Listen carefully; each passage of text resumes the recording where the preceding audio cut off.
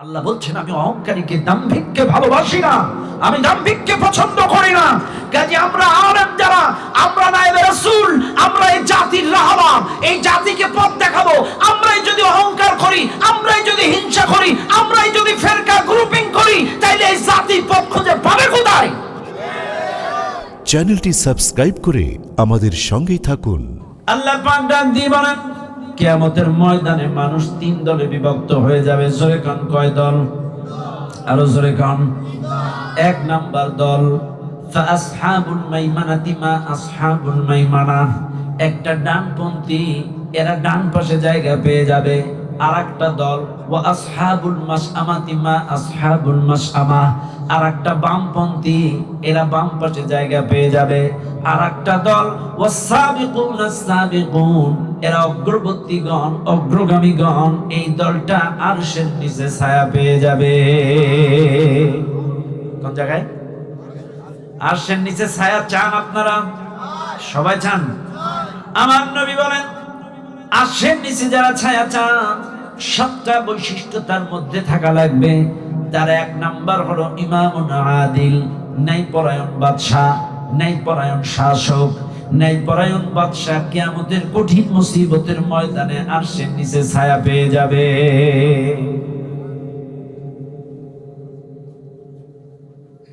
ও দুনিয়ার মানুষ, আপনি আমেরিকা হন আর শ্রীলঙ্কার প্রেসিডেন্ট হন, যদি জনগণের উপরে ইনসাফ করেন, ন্যায় বিচার করেন, সুশাসন প্রতিষ্ঠিত করেন, ন্যায্য অধিকার ফিরিয়ে দেন, গণতন্ত্র প্রতিষ্ঠিত করেন, ন্যায্য অধিকার যদি প্রতিষ্ঠিত করতে পারেন, ইনসাফ আদল যদি দেখাইতে পারেন, কিয়ামতের ময়দানে আপনি যদি মুসলিম হন, যে দেশের হন, আরশের নিচে ছায়া পেয়ে যাবেন। আর যদি আপনি সুশাসন প্রতিষ্ঠিত করতে না পারেন, ইনসাফ না করেন, ন্যায় বিচার না করেন, আদল দেখাইতে না পারেন, ন্যায্য অধিকার যদি প্রতিষ্ঠিত করতে না পারেন, আপনি আমেরিকা হন আর লন্ডনের হন, যে দেশের হন না কেন, আপনি কিয়ামতে জালিম শাসকের কাতারে আসামি হয়ে যাবেন। একবার মিস্টার ইবলিস, কে? একবার ইবলিস তিনটা পোটলা মাথায় নিয়ে যাচ্ছে। কি মাথায় নিয়ে যাচ্ছে? তিন পোটলা। শয়তান তিনটা পোটলা মাথায় করে নিয়ে যাচ্ছে। শয়তানের সাথে মাঝে মাঝে নবীজি কথোপকথন হতো, মাঝে মাঝে নবীজি শয়তানের সাথে কথাবার্তা বলে ওর কলা কৌশল শুনে নিত আর কি, কোন কায়দায় মানুষকে ধোঁকা দেয়। নবীজি লক্ষ্য করলেন শয়তান তিনটা পোটলা মাথায় নিয়ে যায়। নবীজি প্রশ্ন করলেন, শয়তান তুমি কই যাও? বলে হুজুর তিনটা পোটলা দেশে দেশে দেশে দেশে বিক্রি করব। হুজুর কয় এই তিন পোটলার মধ্যে আছে কি? এক নাম্বার, এই পোটলার মধ্যে আছে কৃপণতা। দুই নাম্বার, এই পোটলার মধ্যে আছে হিংসা। তিন নাম্বার, এই পোটলার মধ্যে আছে জুলুম। এবার নবীজি জিজ্ঞাসা করলেন, শয়তান এই তিন পোটলা তুমি কেমনে বিক্রি করো, আর ওরা এগুলো কিনে কি করবে? বলছে শোনেন হুজুর, প্রথম নাম্বার পোটলাটা কিনবে ধনী মানুষেরা। কারা? এই কৃপণতার পোটলাটা লক্ষ টাকা, কোটি টাকার মালিক, কোটিপতি, ধনীপতি যারা, এরা কিনবে। এই কৃপণতার পোটলাটা কিনবে আর এরা কৃপণ হয়ে যাবে। রিকশাওয়ালার কাছে ইসলামের জন্য, ইসলামী আন্দোলনের জন্য, মাহফিলের জন্য 100 টাকা চাইলে 110 টাকা দেয়। কোন সাধারণ খেটে খাওয়া শ্রমিকের কাছে 50 টাকা চাইলে 60 টাকা দেয়। কিন্তু দেখবেন যদি কোন কোটিপতির কাছে যান, ব্যবসা বাণিজ্য এত খারাপ,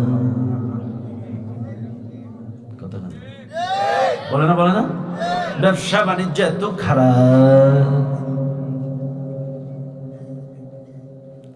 এই প্রথম পোটলাটা কেনে কারা? কৃপণ ধনীরা। দুই নাম্বার পোটলাটা কারা কেনে? আমাদের মতো বক্তা যারা, আলেম যারা, ইমাম যারা, খতিব যারা, হুজুর যারা। হুজুর বলতেছে এই হুজুরেরা এই পোটলাটা কি করে? বলতেছে হুজুর এরাই এটা কিনে হিংসা করে, একে অপরের বিরুদ্ধে ফতোয়া দেয়। এ বলে কাফের, ও কয় ফাসিক, এ কয় সিটার, ও কয় বাটপার। কথা না বলে না? এ কয় সিটার, ও কয় বাটপার, ও কয় কাফের, ও কয় ফাসিক। আমি আশ্চর্য হয়ে যাই, একে অপরকে হিংসা করে, টুপি নিয়ে হিংসা করে, পাঞ্জাবি নিয়ে হিংসা করে, ফতোয়া দেয়। আলিয়া মানে খালিয়া, লম্বা টুপি জাহান্নামী, নানান তাল ফতোয়া দেয়। কপাল পোড়া এরা কিচ্ছু বুঝে না, হিংসার আদরে পড়ে, অহংকারের আদরে পড়ে এদের বিবেক মরে গিয়েছে।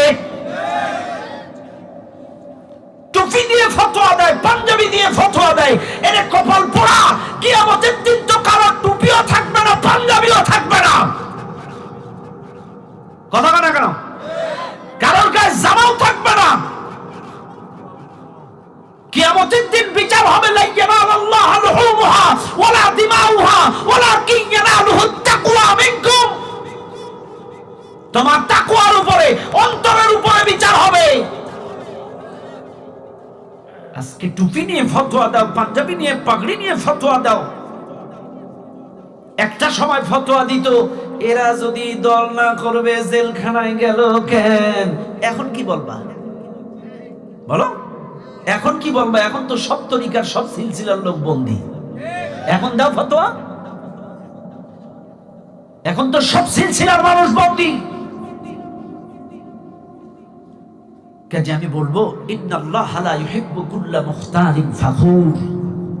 আল্লাহ বলছেন, আমি অহংকারীকে, দাম্ভিককে ভালোবাসি না, আমি দাম্ভিককে পছন্দ করি না। কাজে আমরা আলেম যারা, আমরা নায়েবে রাসূল, আমরা এই জাতির রাহবার, এই জাতিকে পথ দেখাবো। আমরাই যদি অহংকার করি, আমরাই যদি হিংসা করি, আমরাই যদি ফেরকা গ্রুপিং করি, তাইলে এই জাতি পথ খুঁজে পাবে কোথায়? একটু লিগ্যাল চিন্তা করেন। আজকে এই হুজুরের মুসল্লি 500, আমার মুসল্লি 700, আরেকজনের মুসল্লি 1300। বুঝেন? কিন্তু আমার 700, হুজুরের 1300, উনার 500। কত হলো? কত হলো? ভালো করে বোঝেন। ওনার মুসল্লি 500, এনার মুসল্লি 1300, আমার মুসল্লি 500। 3 মসজিদের ইমাম আমরা, 3 মসজিদের মুসল্লি 2000। এরে ভাই, এই 2000 মুসল্লি নানান মতের পথের তরিকার হতে পারে, এদের এক করা অনেক কষ্ট। কিন্তু এই 3 ইমাম যদি আমরা এক হয়ে যাই, এই 2000 মুসল্লি এক হয়ে যাবে। কথা বলা? এই 3 ইমাম যদি আমরা এক হয়ে যাই, এই 2000 মুসল্লি এক হয়ে যাবে। এই জন্য আগে উচিত আমাদের আলেমদেরকে এক হওয়া, ইমামদের এক হওয়া, খতিবদের এক হওয়া। আজকে বাংলাদেশের বক্তাগুলো, আলেমগুলো, ইমামগুলো, খতিবগুলো যদি এক হয়ে যায়, এই দেশে ইসলাম প্রতিষ্ঠিত হতে সময় লাগবে না। ইসলাম প্রতিষ্ঠিত হতে সময় লাগবে না। আমারে ভুল বুঝেন না ভাব। আমার কথাগুলো শুনলে আপনাদের খারাপ লাগতে পারে, কিন্তু আমার কথাগুলো বাস্তব হিসাব করে মিলায়ে দেখবেন, আসলেই বাস্তব। কারণ আমি এখন ওয়াজ করে যাব একরকম, কালকেই আপনার মসজিদে ওয়াজ হবে আর এক রকম। বলবে হুজুর একরকম করলো, উনি আর এক রকম করলো। আমি মাঝে মাঝে একটা উদাহরণ দিয়ে দিব, রাগ করবেন না তো? আপনাদের কক্সবাজারে এই সমুদ্রে তো বড় বড় মাছ বিক্রি হয়, হয় না? ওই কাটা কাটা মাছ বিক্রি হয় না? বড় মাছ কেনার টাকা তো সবার কাছে থাকে না, কেটে কেটে বিক্রি করে। কি বলেন এটা? কেটে কেটে যে পিস পিস বিক্রি করে, বুল মাছ। আমি তা বলিনি, বলছি মনে করেন 10 কেজি ওজনের মাছ, একজনের কাছে তো এত টাকা নেই আস্ত মাছ কেনার। এই মাছ পিস পিস কেটে কেটে বিক্রি করে না? এটারে কি বলেন? ওই যে পিসগুলোরে কি বলেন? কাটা মাছ। এই তো লাইনে আসছে। এ কি মাছ? কাটা মাছ। রিক্সাওয়ালা রিক্সা চালায় 200 টাকা নিয়ে গেছে মাছ বাজারে, দেখে বড় মাছ। ভাই মাছ কত? এ আস্ত মাছ কেনার টাকা আমার কাছে নেই, এটা কি কেটে কেটে বিক্রি হবে? হ্যাঁ হবে। কয় টাকা কেজি? বলছে 200 টাকা কেজি। 1 কেজি কাটা মাছ দাও। 1 কেজি কাটা মাছ নিছে, বাড়ি আসছে। এই যে ছোট বাচ্চা 4 বছর বয়স, এ জিজ্ঞাসা করছে আব্বা এটা কি? বলছে মাছ, কাটা মাছ। আচ্ছা এই বাচ্চা 6 বছর বয়স, আবার আর 1 কেজি মাছ নিচ্ছে, আব্বা এটা কি? মাছ, কাটা মাছ। আচ্ছা ঠিক আছে। এই বাচ্চার 8 বছর বয়স, আবার 1 কেজি মাছ নিচ্ছে, আব্বা কি এটা? মাছ, কাটা মাছ। এইভাবে ছেলেটার বয়স এখন 22 বছর। রিক্সাওয়ালার প্রমোশন হয়েছে, এখন চালায় সিএনজি অটো। এই রিক্সাওয়ালা একটা 8 কেজি ওজনের আস্ত মাছ কিনে বাড়ি এনে উঠোনের পরে আঙ্গিনায় শুয়ায় রাখছে। ছেলেটার বয়স এখন কত? ছেলেটা জিজ্ঞাসা করছে, আব্বা এটা কি? বলে মাছ। ছেলেটা বলছে, এটা মাছ হবে কেন? মাছ মানে তো কাটা মাছ। কারণ ছোট্টবেলার থেকে শিখছে কি? কাটা মাছ। এখন যদি ওর বাপে আস্ত মাছ দেখায়, ও কি মানবে? বলছে, আব্বা এ মাছ চলবে না, খাবো না, হবে না, মাছ মানে। ছেলেটার বাবা বুঝাচ্ছে এটা নেজা, এটা দাগা, এটা মাথা, এটা পেট, এটা পিঠ, টোটাল মিলে একটা আস্ত মাছ। ছেলেটি বলছে, না তা হবে না, মাছ, কাটা মাছ। তো আমাদের দেশের অবস্থাও তাই। আজকে আপনার মসজিদের ইমাম আপনাকে শিখাইছে ইসলাম মানে নামাজের কাটা, ইসলাম মানে জিকিরের কাটা, ইসলাম মানে পীর মুরিদের কাটা। এই জন্য আমরা এসে যখন উদখুলু ফিস সিলমি কাফা, পরিপূর্ণ ইসলাম বুঝাই, অর্থনীতিতে ইসলাম, পারিবারিক নীতিতে ইসলাম, সমাজ নীতিতে ইসলাম, গোটা জিন্দেগিতে ইসলাম যখন আমরা বলি, এটা তো ইসলাম না। ইসলাম মানে নামাজের কাটা, ইসলাম মানে জিকিরের কাটা। কি হুজুর কথা বলেন না কেন? আমরা যখন পরিপূর্ণ ইসলাম নিয়ে কথা বলি, এরা বুঝতে চায় না, কারণ ওর মসজিদের ইমাম ওকে শিখাইছে ইসলাম মানে নামাজ। যা করো করো করো করো, অন্তত নামাজটা পড়ো, নাকি? ওরে ওইটাই শিখাইছে, এই জন্য ও কাটা মাছের বাইরে যায় না। এখন আমরা যখন বলি পরিপূর্ণ ইসলাম, পরিপূর্ণ ইসলামে দাখিল হও, বলে না ইসলাম হবে কেন? ইসলাম হয় আমরা এখন ওয়াজ করলে বলে রাজনীতির ওয়াজ। কথা পান ঠিক না বেঠিক? কারণ ওর ইমাম সাহেব শিখাইছে ওইটাই। এই জন্য ভালো আমার প্রত্যেকটা কথা ভালো করে শুনে নেন ও দুনিয়ার মুসলমান বাবাজিরা আমার। তাইলে মনে রাখবেন, আজকে আলেম ওলামা গুলো যদি এক হয়ে যায়, ইমাম গুলো যদি এক হয়ে যায়, খতিব গুলো যদি এক হয়ে যায়, বাংলাদেশের আলেমদের উদ্দেশ্য করে বলি, ইমামদের উদ্দেশ্যে বলি, আপনি আমি ওয়াজ করি মুখে এক, ওয়াতাসিমু বিহাবলিল্লাহি জামিআ। এই আয়াতটা তো শুধু আম পাবলিকের জন্য না, তোমারও জন্য তো প্রযোজ্য। কথা বলেন না? ওয়ালা তাকুনু কাল্লাযীনা তাফাররাকু ওয়াখতালাফু মিন বা'দি মা জাআহুমুল বায়্যিনাত। এই আয়াতটা তো তোমার জন্য প্রযোজ্য। আতা'মুরুনান নাস বিল বিররি ওয়া তানসাউনা আনফুসাকুম ওয়া আনতুম তাতলুনাল কিতাব আফালা তাকিলুন। তুমি খালি মানুষকে সৎ কাজের আদেশ দিবা, নিজের বেলায় মানবা না। কথা বলেন না? তুমি মানুষকে ভালো ভালো কাজের আদেশ দিবা, অথচ নিজেদের বেলায় সেটা আমল করবে না, তা হবে না। কথা ঠিক না বেঠিক? বাইরে আপনাদের দিকে নারকেল গাছ আছে না? আছে? নারকেল গাছের পাতা কাটে আমাদের দেশের মহিলারা দেখবেন ছুরি দিয়ে, বটি দিয়ে, দাও দিয়ে সারাদিন ওই ছলা চাষে। চাষে না? চাষে আপনাদের দিকে? চাষে। এটারে কি বলেন হুজুর?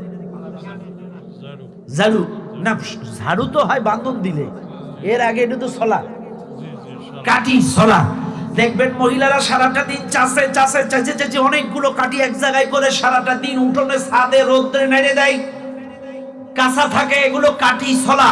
শুকানো যখন হয়ে যায়, শুকানোর পরে আমার দেশের মহিলারা এক জায়গায় করে একটা রশি দিয়া যখন এটারে বাঁধন দেয়, তখন এটা কাঠি থাকে না, এটার নাম হয়ে যায় ঝাড়ু।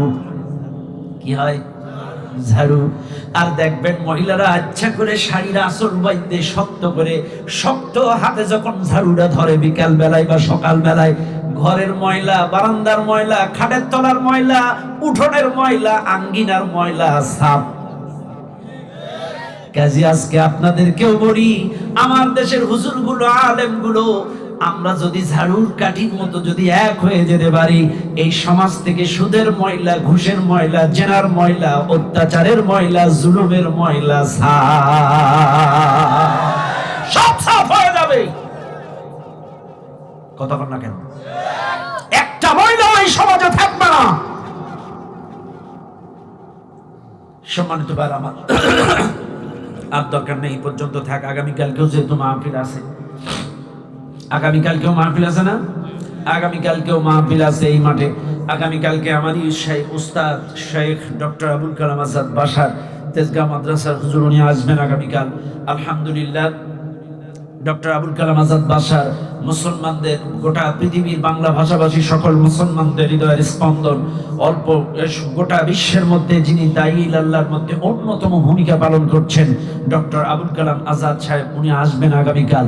কাজে সম্মানিত উপস্থিতি, আজকে যতটুকু আলোচনা করেছি, যা করেছি, প্রত্যেকটা কথা বাস্তব জীবনে আমল করে ইহকালের শান্তি পরকালের মুক্তি অর্জন করার তৌফিক আল্লাহ পাক আমাদের সকলকেই দান করুন। বলেন আল্লাহুম্মা আমিন। আরো জোরে বলেন আল্লাহুম্মা আমিন।